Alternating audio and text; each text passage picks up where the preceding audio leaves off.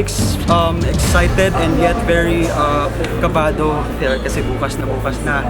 So yes, let's go guys. Kaya natin. Pero kahit po nervous po kami lahat. Pero lalaban pa rin po kami bukas. Kaya see you. Talagang pinaghandaan po to talaga namin.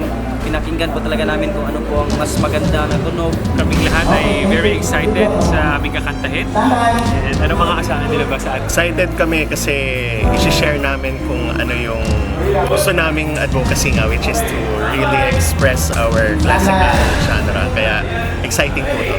Medyo kami ay may halong kaba, pero asahan nyo ang aming pinakamalapit na performance tomorrow. Ipapakita niya ang kanyang pinakamahusay na boses. Talent. At Dito sa hidden talent ako. Abangan nyo na lang po. And my mother special po.